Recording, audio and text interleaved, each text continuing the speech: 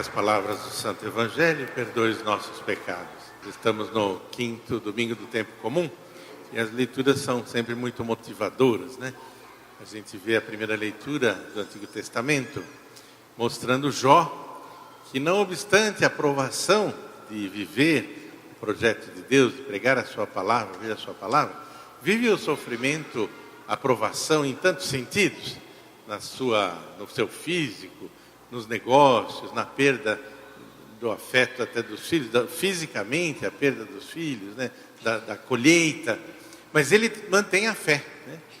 Porque realmente está acima dos resultados de quem assume uma postura, quem escolhe, renuncia, quem diz sim a um determinado projeto, diz não a outros, né? Então a consequência, muito diferente daquilo que normalmente a gente vê na nossa fragilidade, né? Nós, assim que nos convertemos às vezes, ou decidimos fazer um pouquinho mais de bem, né? Na comunidade ou na nossa vida, já pretendemos resultados. E cada coisa que não sai bem na nossa vida, mas agora que eu estou pagando dízimo, agora que eu estou fazendo bem, me acontece isso, minha filha perde o ano, o outro fica doente, meu marido perde o emprego, como se tivesse relação, o êxito, o sucesso, o bem-estar, né, com a minha atitude. Não. Se fosse assim, Jesus, que é perfeito, o Filho de Deus, veio até nós, devia ter só vantagens, e só alegrias, e só exaltação.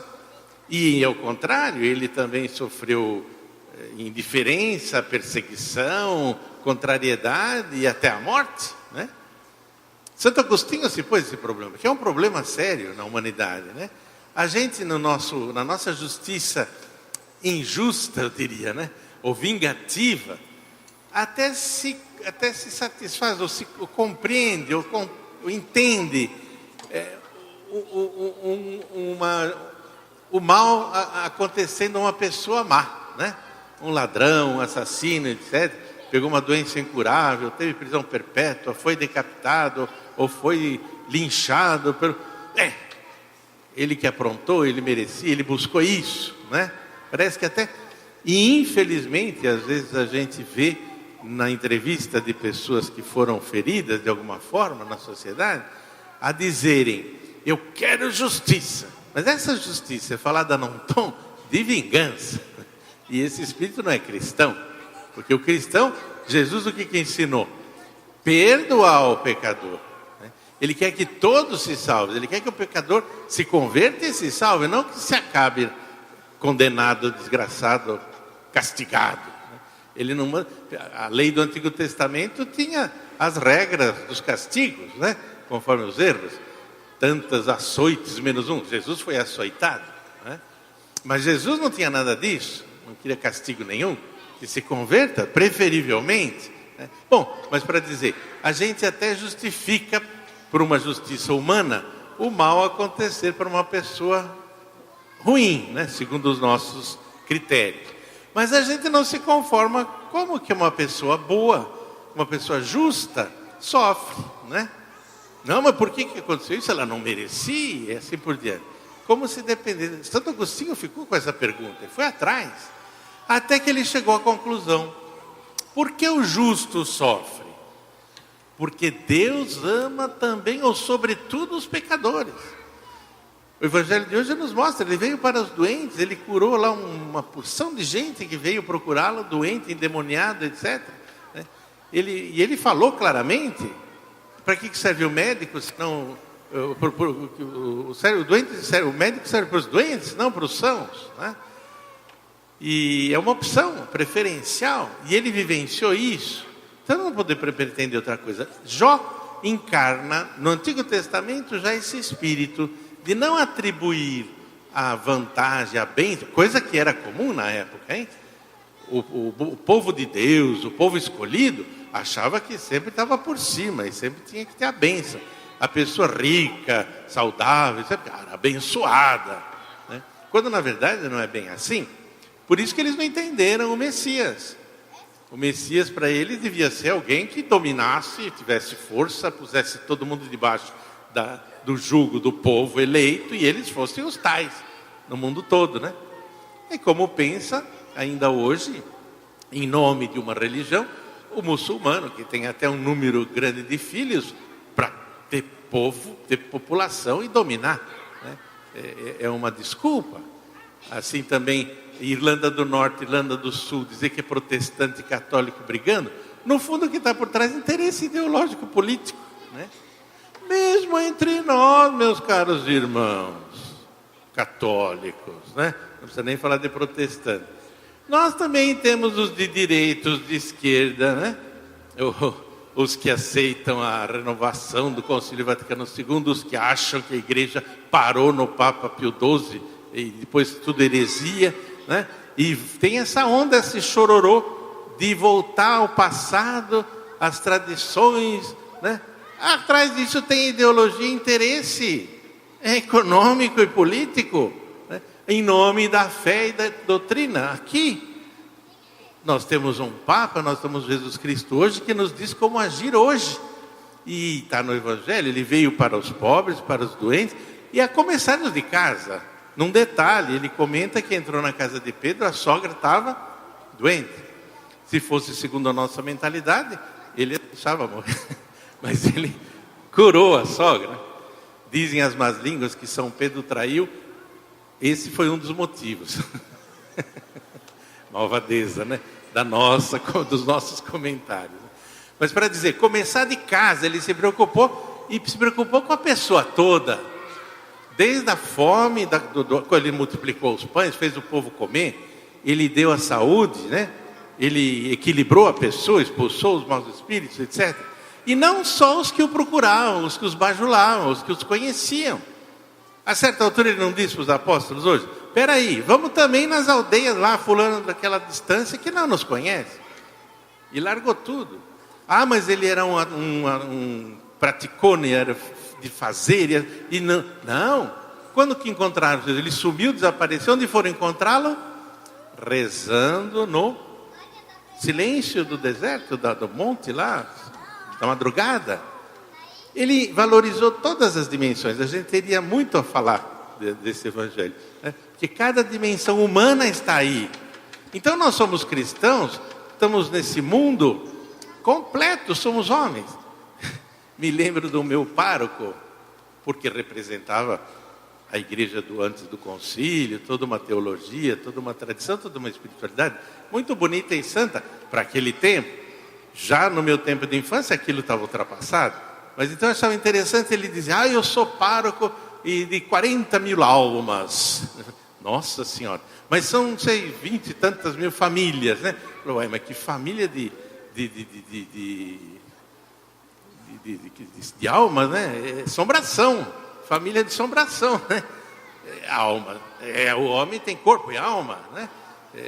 Mas a gente foi descobrindo aos poucos o valor desse corpo, o valor dessa união, a integração da personalidade, a psicologia que surge como ciência de um setor importante da pessoa humana. No Antigo Testamento, o hagiógrafo que falou sobre a criação do mundo não sabia nem o significado do cérebro. Para ele o coração que era importante. Por isso ele fala da costela protegendo o coração. Está perto do coração, tirou a mulher da costela. Porque a importância a esse aspecto. Não conhecia o cérebro. Então, a ciência, o homem evoluindo, a fé acompanha, né? E nós precisamos então entender que a atitude da consciência de cada época exige uma resposta diferente. Então não vamos querer que o Papa Francisco diga o que disse o Papa Leão X. Ele disse, tá bom, para o tempo dele. Como que o Leão X ia falar coisa que nós repetimos hoje, se ele não conhecia nem a internet? Né? Tem que ouvir João Paulo II e o Bento e o Francisco? É inútil. O que adianta a gente falar que eu gostava da liturgia quando era em latim, quando eu tocava órgão, quando tinha canto gregoriano, quando tinha sinfonia de Beethoven, o ofertório de Mozart. Eu estudei música clássica, também gosto, assim, mas virou a missa o que era? Um encontro de artistas que iam lá assistir uma orquestra sinfônica. E a liturgia ficava esperando um momentinho para poder dizia umas palavras misteriosas em latim de costa, ninguém escutava, ninguém entendia. O que sobrava era a beleza, pompa da aparência. O concílio veio mostrar que é preciso valorizar a riqueza de cada povo, de cada cultura. O Espírito Santo está em todos, não é privilégio de um lugar. E o Papa Francisco continua dando importância às conferências episcopais, às realidades locais, né, que diante do Espírito devem estar abertos a perceber o que Deus quer em cada igreja local. Por isso tem cada bispo também que, em sintonia com o arcebispo, com o Papa, decidem, né, o que fazer. Então, qual é a maior tarefa nossa em tudo isso? São Paulo, concretamente, nos aponta: ai de mim se não evangelizar. Nós que recebemos, então, saúde, corpo perfeito, né, a fé como dom, o batismo, a comunidade, a alegria de participarmos. Qual é a nossa tarefa? Não é organizar encontrinhos entre nós. A celebração é uma beleza e nos sustenta e nos alegra, mas missa quer dizer envio. Nós saímos daqui para anunciar, né? Na missa anterior, às 17 horas, foi bonito. Eu apresentei um grupo de jovens que fizeram missões nas férias e agora reunidos estão avaliando, estão já se preparando, estão estudando, aprofundando o que puderam fazer, os efeitos de levarem o bem às periferias, mesmo de São José dos Campos, né? Então, o nosso dever é evangelizar. Ai de mim se não evangelizar, de São Paulo. São João Bosco entendeu isso. Por isso que ele disse: o Senhor colocou-nos nesse mundo para os outros. E disse mais: para salvar um jovem, para levar essa mensagem, esse evangelho a um jovem, eu vou até a temeridade. São Paulo também disse: eu sou capaz de fazer qualquer coisa, né? Ele nem está pensando em si, faz de graça, porque recebeu de graça, isso não tem preço, né? É a minha realização como filho de Deus, levar à frente essa tocha, atrair mais pessoas para esse convívio, o segredo da fraternidade. E é essa ação concreta que chama a atenção desde o início. Vede como se amam. Eles não têm necessitados entre eles, eles sabem partilhar, né? É o que a igreja tem procurado fazer em todos os séculos, né? Preocupada com o homem em seu total. Se for ver, a gente não faz muita propaganda, e nem o Papa pede isso, porque ele mesmo falou o contrário: a nossa igreja não cresce por propaganda, cresce por atração. Mas de vez em quando tem um outro interessado em fazer estatísticas e vai ver a percentual de obras sociais que a igreja teve na história e tem no mundo hoje. Com os pobres, com os doentes, com os debilitados, os dependentes químicos e assim por diante. É um número imenso de obras, além do que o governo deveria ter, né? E que faz por amor e envolve todas as pessoas. E nós somos todos convidados nas obras de misericórdia a estar ao lado dessas situações, né? A visitar, a acompanhar, a fazer campanha, a apoiar. Essa é vida, é a igreja viva que tem o Espírito Santo, que é o mesmo que estava pairando sobre as águas, que estava no Pentecostes, que estava no Concílio Vaticano II e assim por diante, e que está em nós, recebemos na Crisma, né? Cristo ressuscitado, a igreja é viva, então ela se renova, ela não se repete, ela não pode fazer o que fez sempre. Ninguém pode esperar coisas novas, e o mundo de hoje espera e precisa de coisas novas e atuais, fazendo as mesmas coisas. Não vem resultado novo se repetirmos as coisas que sempre fizemos. Vai dar sempre a mesma coisa, só que fora de hora, né? Na hora certa funcionou. Então, quanta graça, quanta criatividade, quanto amor nós precisamos para entender São Paulo e para sermos felizes, porque a gente é feliz na medida em que a gente realiza a missão que nos foi confiada: ide, pregai a todas as gentes, batizando-os em nome do Pai, do Filho e do Espírito Santo, né? É o que eu peço em primeiro lugar para mim, para cada um de vocês. Louvado seja Jesus Cristo.